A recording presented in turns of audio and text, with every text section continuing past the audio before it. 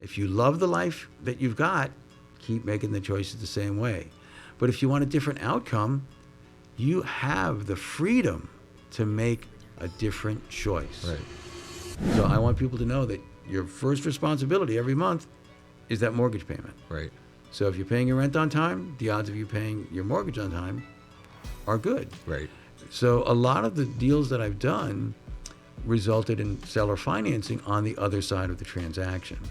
So not only do I typically get my price without having to negotiate a whole lot, if they've been in the house 2 years and love it, do I have inspection worries?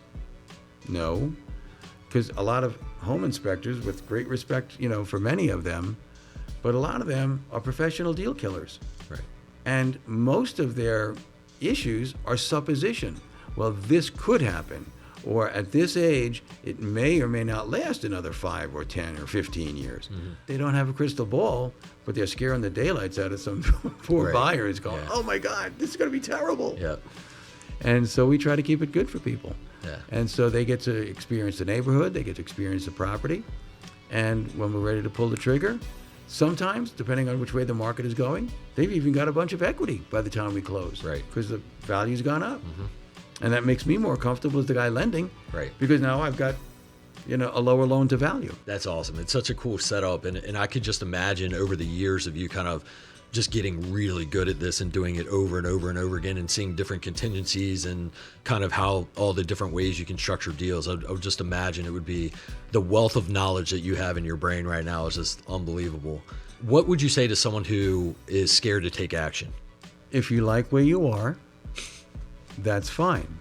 And, I said it yesterday, where every single one of us on this planet is at this moment is the result of all the choices that we've made up to this moment. If you love the life that you've got, keep making the choices the same way. But if you want a different outcome, you have the freedom to make a different choice. Right. And I'm telling you, if you read Joshua, Jeremiah, they are all very encouraging words to be found in those scriptures. And they're not my words, they're God's words. And I think it's Jeremiah 29:11. He says, I'm not here to harm you. I'm here to give you hope and a future.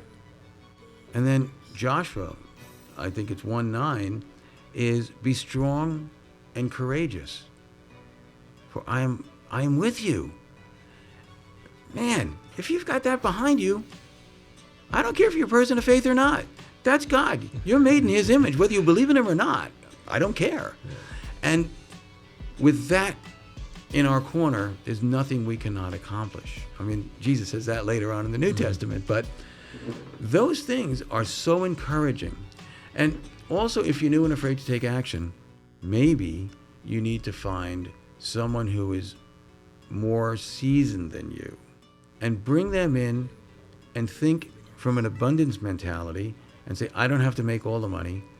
Let me work with someone like a Stephen or your dad or lots of other people we know in this community that are honest and reputable people, and split the deal with them. Right.